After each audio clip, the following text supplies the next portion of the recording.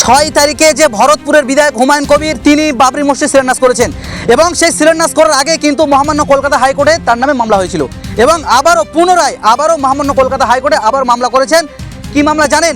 যে বাবরি মসজিদ তিনি যে শিলান্যাস করেছেন, বাবরি মসজিদ তিনি যে স্থাপন করছেন, সেই বাবরি মসজিদকে ভাঙার জন্যই মামলা করেছে মহামান্য কলকাতা হাইকোর্টে। এই মুহূর্তে আমি উপস্থিত রয়েছি মহামান্য কলকাতা হাইকোর্টে, আর আমার সাথে যিনি উপস্থিত রয়েছেন, যিনি ভরতপুরের বিধায়ক Humayun Kabir, tannery advocate, tannery আইনজীবী হাবিবুর রহমান সাহেব। এই প্রসঙ্গে তিনি কি বলছেন শোনাবো আপনাদেরকে এই 78 নিউজের পর্দায়। হ্যাঁ, এটা গত সপ্তাহে ফাইল হয়েছে, হুমায়ুনদা নোটিশ পেয়েছেন, আমি আজকে হুমায়ুনদার হয়ে ওকালতনামা ফাইল করলাম। তো মামলাটা করেছে হাওড়া, আমাদের যে হাওড়ার কুনায়ন রাজা বলে একটা ছেলে, তার মোহাম্মদ কি তার বাবার নাম। তো ওনার উদ্দেশ্য মানে বক্তব্যটা হচ্ছে যে প্রথমত বাবরি মসজিদের নামের ওপর ওনার বিরাট একটা আপত্তি, সাম্প্রদায়িক দাঙ্গা হয়ে যাবে। অযোধ্যায় বাবরি মসজিদ ভেঙে সেখানে মন্দির হয়েছে, ঘটনা মিটে গেছে, মানুষের আর কোনো ব্যাপার নেই, সুপ্রিম কোর্ট বলে দিয়েছে। আবার নতুন করে কেন সেই বাবরি মসজিদের কথা কেন মুসলমানরা মনে করবে? হুমায়ুন কবির কেন সেই বাবরি মসজিদ আবার নতুনভাবে নির্মাণ করবে? 1 নম্বর। 2 নম্বর, উনি যে বাবরি মসজিদটা তৈরি করে দিয়েছেন, ওটা অন্যায়ভাবে উনি তৈরি করেছেন, ওটাকে ভাঙা হোক। এটা মানে একটা অনুমানের ওপরে ভিত্তি করে আমার খুব খারাপ লাগছে। যাই হোক, এই মামলাটা হচ্ছে একটা প্রিম্যাচিওর মামলা, এর কোনো ধোপে টিকবে না, কিন্তু হুমায়ুনদাকে বারবার এরকমভাবে আটকানোর একটা চেষ্টা হচ্ছে। উনি বলেছেন যে সেখানে সেই মসজিদটা যে বিরাট খনন কার্য হচ্ছে, নির্মাণ কার্য শুরু হয়ে গেছে, অতএব ইমিডিয়েট সেটাকে ভেঙে দেওয়া হোক, আইন মেনে হোক। তো আইন মেনেই তো হচ্ছে মসজিদ। এখানে তো ওই মসজিদের শিলান্যাসকে বন্ধ করবার জন্য কত তো আইনের কোর্টে এসেছিল, প্রধান বিচারপতির বেঞ্চ থেকে কোনো এন্টারটেনই করলো না, বরঞ্চ বললো যে সিকিউরিটির জন্য। আর ওখানে হুমায়ুনদা আইন মানার যে দৃষ্টান্ত স্থাপন করলেন শিলান্যাসের দিন, সেখানে লক্ষ লক্ষ মানুষের জমায়েত, লক্ষ লক্ষ মানুষ সেখানে পৌঁছাতেও পারেনি। তো বহু জনগণের সেখানে সমাগম।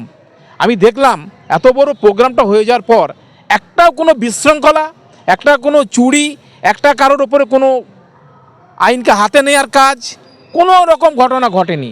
সাম্প্রদায়িক সম্প্রীতির কোনো রকম বিঘ্ন হওয়ার ঘটনাও ঘটেনি। মানুষ স্বতঃস্ফূর্তভাবে সুস্থভাবে সেখানে গেছে, অনুষ্ঠানে অংশগ্রহণ করেছে, আবার সেখানে চলে আসছে। তারপরে প্রত্যেক দিন কাতারে কাতারে হাজার হাজার লাখ লাখ লোক, গত জুম্মার দিন দেখলাম যে লক্ষাধিক লোক সেখানে জমায়েত হয়েছে, নামাজ পড়েছে। তো ব্যাপারটা হচ্ছে আইন শৃঙ্খলা। তো হুমায়ুনদার এই যে দৃষ্টান্ত যে স্থাপন করলেন যে আইন শৃঙ্খলা মানার, এরকম দৃষ্টান্ত তো ভারতবর্ষ তোরা সারা বিশ্বে একটা নজিরবিহীন দৃষ্টান্ত। আজকে আপনি দেখান তো, এখানে ধর্মীয় অনুষ্ঠান যে ব্রিগেডে যেটা ঘটনা ঘটলো, কত বড় একটা ঘটনা, একটা প্যাটিস বিক্রেতার ওপরে সেখানে আঘাত হলো, আপনারা সকলে জানেন। যুব ভারতী ক্রীড়াঙ্গনে যেখানে সুরক্ষিত জায়গা, স্টেডিয়াম, আসন সংরক্ষিত, হাজার হাজার পুলিশ, সেখানে মুখ্যমন্ত্রী অ্যাটেন্ড করবেন, সেখানে বড় বড় সেলিব্রিটিরা অ্যাটেন্ড করবেন, শাহরুখ খান আসবে, মেসির মতো তারকা সেখানে উপস্থিত, কত ভিআইপি গেস্ট সেখানে আছে। তো সেরকম একটা জায়গায় আইন শৃঙ্খলার বিঘ্ন ঘটিয়ে দিল। তো হুমায়ুনদাকে আইন শৃঙ্খলা কীভাবে মানতে হয় এটা শেখাবেন? এটা হয় এই কুমায়ুন রাজা বলে, এরা মূলত পাবলিসিটি পাওয়ার জন্য, নিজের প্রচার পাওয়ার জন্য, আর হুমায়ুনদাকে ডিস্টার্ব করবার জন্য কার ইঙ্গিতে কার কথা মতো করছেন আমি জানি না। তো যাই হোক, আগামীকাল মামলাটা উঠবে, আমি হিয়ারিং করব, দেখা যাক কী হয়। এটা তো আইনের কোর্ট। এই যে বাবরি মসজিদ নিয়ে বারবার হুমায়ুন কবিরের বাধা বিঘ্ন আসে, সেক্ষেত্রে কি এই যে বাবরি মসজিদ সফল করতে পারবেন হুমায়ুন কবির? দেখুন,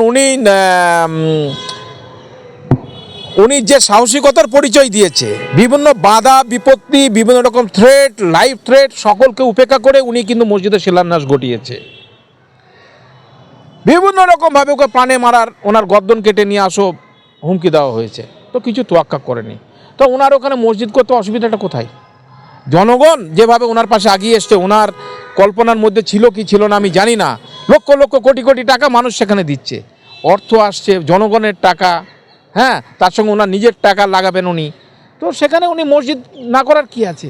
এরকম জনপ্রিয় আজকে হুমায়ুনদা এই মসজিদকে কেন্দ্র করে সারা ভারতবর্ষ তথা বহির্বিশ্বে একটা জনপ্রিয় ফিগার। তো সে একটা রাজনীতিবিদ, তো সেই জনপ্রিয়তাকে সেটা কি সে নষ্ট করবে? সেটা কোনোদিন হয় না। আর এই বাধা বিপত্তিগুলো যেগুলো আসছে, আমার তো আশ্চর্য হয়ে গেলাম। একটা বসিরহাটের একটা মুফতি কি আব্দুল মতিন সাহেব, ওনাদের মতো লোকেরা, ফুরপুরা শরীফে কি সাইম সিদ্দিকি, ওনাদের মতো লোকেরা যেভাবে একটা মুসলিম সম্প্রদায়ের যাদেরকে বলা হয় মানে আলেম ওলামা, যাদের কথাতে অনেক লোক উঠা বসা করে, তারা প্রকাশ্যে বাধাদান করছে, প্রকাশ্যে উল্টোপাল্টা কথা বলছে, নেগেটিভ কথা বলে এটাকে এই ভালো কাজ, শুভ কাজ, মসজিদ নির্মাণের কাজ, তাকে বিভিন্ন রকম ব্যাখ্যা দিয়ে মানুষকে বিভ্রান্ত করার চেষ্টা করছে। আজকে মতিন সাহেবের মতো লোককে আমি বলবো যে এই যে শাহজাহানের যে ওই যে সাক্ষী, শাহজাহান কেসের যে সাক্ষীকে মার্ডার করা হলো, যে খবরটা আসছে, বা ওখানে নিয়মিত পাচার কাজ হয়, কত অন্যায় অবিচার হচ্ছে বসিরহাট এলাকায়, ওনার কোনো মুখ খোলে না, উনি কোনো অন্যায়ের প্রতিবাদ করেন, উনি দেখতে পান না। আর একটা ভালো কাজ, একটা মুসলিম ভাই, একটা হুমায়ুন কবির, সে মুর্শিদাবাদে তার এলাকায় নিজস্ব জায়গায় নিজস্ব পয়সায় জনগণের স্বতঃস্ফূর্ত দানের পয়সায় উনি একটা মসজিদ করছে। আজকে হুমায়ুন কবিরকে তো আমি স্যালুট জানাবো। আমি মূলত আমার মন কিন্তু খুব শান্ত, মানে শান্তি অনুভব করেছে যে মুসলমানরা, ওই এলাকার লোকরা কত আনন্দিত, তাদের যেন একটা স্বাধীনতা লাভ হলো, মনের কষ্ট ছিল, কষ্টকে লাঘব করেছে। সেরকম একটা জায়গায় আজকে আব্বাস সিদ্দিকীর মতো লোক, উনি একটা কথা আমি খুব ভালো লেগেছে আমার, উনি কিন্তু বাবরি মসজিদের পক্ষে সমর্থনের কথা বলেছে। একটা কথা বলেছে, হুমায়ুন দা তো আমাকে কোনোদিন ফোনে বলেনি, কত ভদ্র মার্জিত।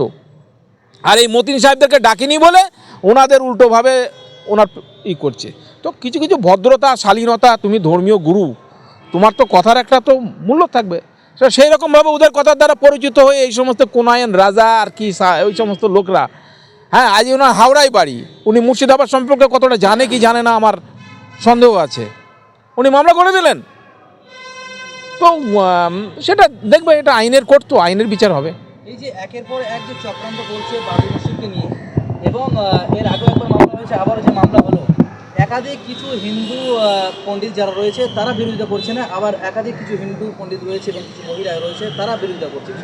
দেখুন, ভারতবর্ষ তো বহু ধর্মের দেশ, একে অপরের সঙ্গে খুব সুসম্পর্ক।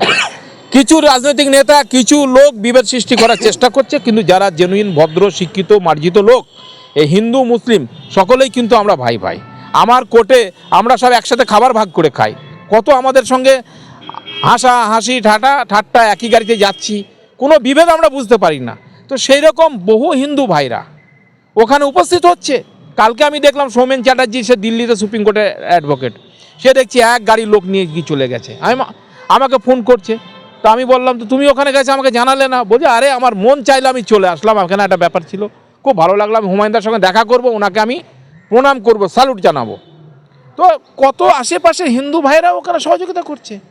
বেলডাঙ্গার একটা হিন্দু ভাই আমাদের হাইকোর্টেই কাজ করে, ও বলছে আমাকে কমিটিতে রাখো না, আমি থাকবো। তো এখানে এদের মাথা ব্যথা হয়ে গেছে, এই কিছু লোকদের, এরা প্রচার পাওয়ার জন্য বিভিন্ন রকমভাবে, ভালো কাজকে তো অনেকে মেনে নিতে পারে না, বাধা বিপত্তি সৃষ্টি করার জন্য করছে। এটা দেখা যাক কি হয়, আগামীকাল তো আমি হিয়ারিং করব। গতকাল আমরা দেখলাম একজন ব্রাহ্মণ ঘরের মহিলা, ব্রাহ্মণ ঘরের, তিনি দেখছি ইট মাথায় করে নিয়ে তিনি বাবরি মসজিদের জন্য তিনি ইট দিচ্ছেন। হ্যাঁ, ঘটনা তো, এবং ওখানে সত্যি করেই ঘটনা। আমি মুর্শিদাবাদ সম্পর্কে আমার অনেক ক্লায়েন্ট আছে, অনেক মক্কেল আছে, আমার ওখানে যাতায়াত আছে, আমি দেখেছি। তো ওখানে কোনো ঘটনা নেই। আর হুমায়ুন কবিরকে আমি দেখেছি, উনি তো জনপ্রতিনিধি, উনি বিধায়ক, রাজনৈতিক ব্যক্তিত্ব। ওই যে ভাইফোঁটার দিন, ইসলামের কথা আমি বলছি না, ইসলাম কতটা পারমিশন দেয় কি দেয় না সেটা বলছি না, কিন্তু জনগণের যেখানে সকলকে নিয়ে চলার একটা ব্যাপার, ভাইফোঁটার দিন হুমায়ুনদাকে অন্তত 100 থেকে 150 মহিলা ভাইফোঁটা দেয়, বাড়িতে খাবারের ব্যবস্থা করে। তো ওখানে শক্তিপুর এলাকা, রেজিনগর এলাকা, ওখানে হুমায়ুনদার বিরাট জনপ্রিয়তা আছে হিন্দুদের মধ্যেও। তো সেখানে আর মুসলিমদের তো এটা ব্লাইন্ড সাপোর্টার। অতএব হুমায়ুনকে এরকমভাবে দমিয়ে রাখা যাবে না, তাকে কেস দিয়ে বিভিন্ন রকমভাবে তার বিড়ম্বনা সৃষ্টি করে সে সংকল্পে সে অনর।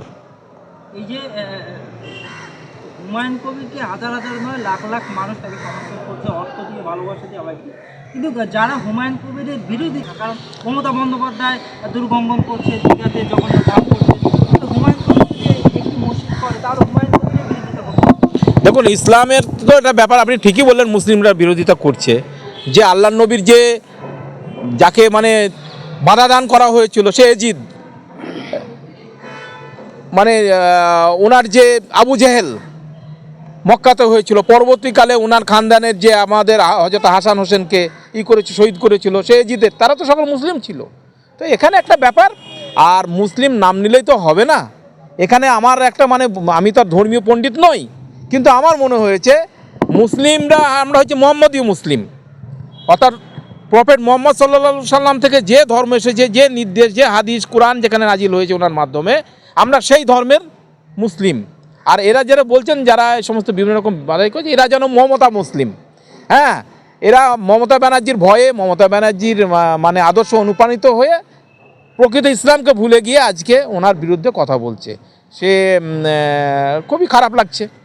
এখন ববি হাকিম যেখানে ওই যে পোর্ট ডিভিশনে গার্ডেন দিচ্ছে, আমার কাছে খবর আছে যে ওনাকে ওখানকার মুসলিমরা ক্ষোভে ফুঁসছে ওনার, হ্যাঁ, যে ওনার এই বিরুদ্ধচারণ হুমায়ুন কবিরের বিরুদ্ধে করার জন্য। ওখানকার কি হবে আমি জানি না। হ্যাঁ, আগামী দিনে ভোটে ববি হাকিমকেও আমার মনে হচ্ছে বেগ পেতে হবে।